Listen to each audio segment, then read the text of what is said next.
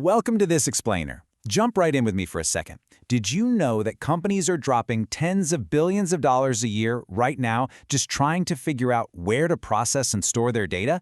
It's literally wild. So if your team is in the trenches trying to choose a modern data platform, you know exactly why we're here today. Two names just constantly dominate this space: Snowflake and Databricks. Both of these are absolute powerhouses, capable of storing, processing, and analyzing mind-boggling amounts of data.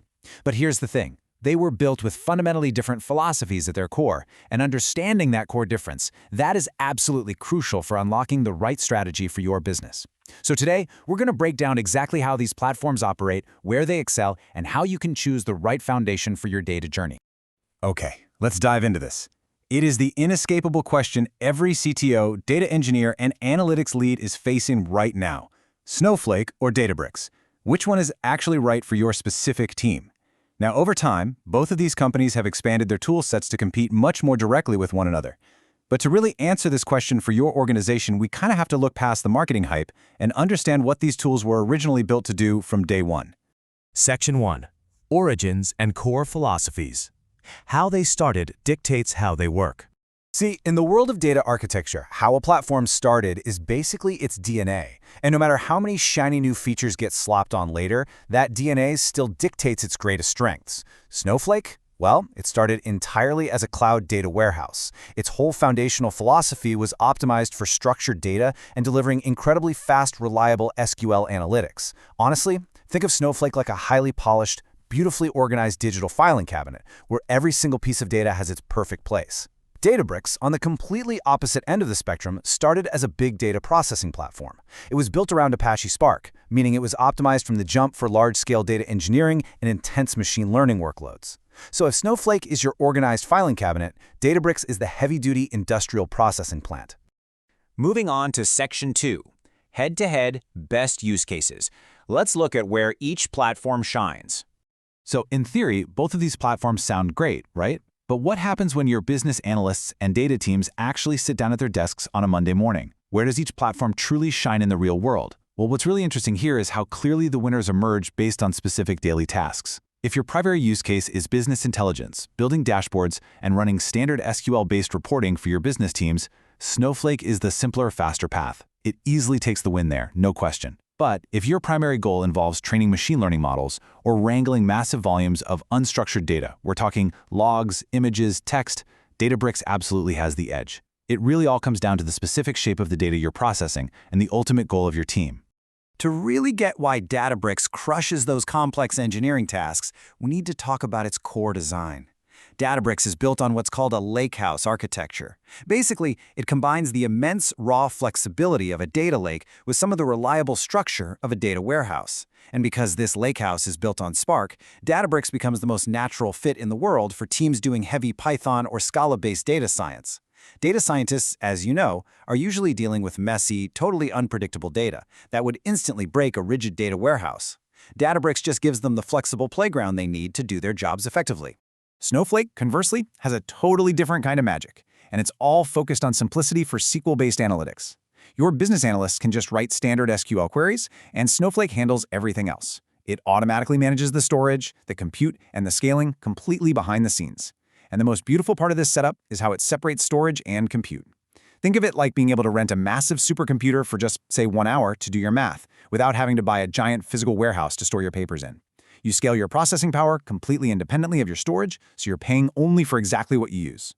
Which brings us to Section 3, Costs and Learning Curves. Let's talk about the operational reality for your team. Because look, amazing technology doesn't matter if it completely blows up your budget, or if your team literally can't figure out how to use it. When we look at Snowflake, it's widely praised for being exceptionally easy to set up and manage.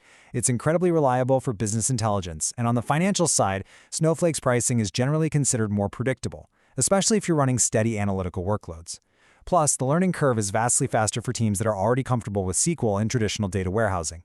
If your team knows SQL, they are going to feel right at home in Snowflake almost immediately. Now, contrast this with Databricks. Databricks pricing can offer fantastic flexibility, particularly for those highly variable, compute-intensive workloads. However, and this is a big however, it requires much more careful tuning by your team to avoid unexpected costs. You really have to actively manage it. In terms of onboarding, Databricks definitely has a steeper learning curve. It's particularly tough for teams without existing Spark, Python, or big data engineering experience. But if you do have that talent in-house, Databricks provides unmatched power for complex data engineering and massive machine learning workflows. All right, Section 4, the plot twist of using both. Because it's not always a zero-sum game. Up until now, we've kind of treated this as an either-or choice, right? A cage match. But the real plot twist is how large enterprises handle this. They actually build a pipeline using both. And this brilliantly illustrates a real-world enterprise pipeline. Step 1, they leverage Databricks at the very start of the process for all the heavy data engineering, the massive unstructured data processing, and the complex machine learning models. Then, Step 2, they feed that refined, structured data downstream right into Snowflake. Snowflake then serves as the highly polished, easily accessible layer for their business-facing analytics, dashboards, and reporting. It's literally the best of both worlds. You get the heavy lifting in the back and the polished presentation in the front. Finally, Section 5, making your final decision. Let's walk through a simple diagnostic framework. So, if you don't have the budget or frankly the need for a massive dual-platform enterprise setup, how do you choose just one? It really boils down to this. If you're a smaller team, or your primary needs revolve around SQL analytics, business intelligence, and reporting, you should absolutely start with Snowflake. It's just the simpler, faster path to value. On the other hand, if your team's core mission involves building complex data pipelines, wrangling massive amounts of unstructured data, or investing heavily in machine learning, then Databricks is undoubtedly the stronger long-term foundation for your organization. Ultimately, neither platform is universally better than the other. The right choice depends entirely on your own unique situation. So, as we wrap up this explainer, I want to leave you with this question to really think about. Where do your data workloads sit on the spectrum from simple reporting all the way to complex engineering and AI? You have to be honest about what your team needs to achieve today and what they'll actually need to achieve tomorrow. Figure out where you sit on that spectrum, and your platform choice is going to become perfectly clear. Thanks for joining me, and here's to building a more powerful, more efficient data team.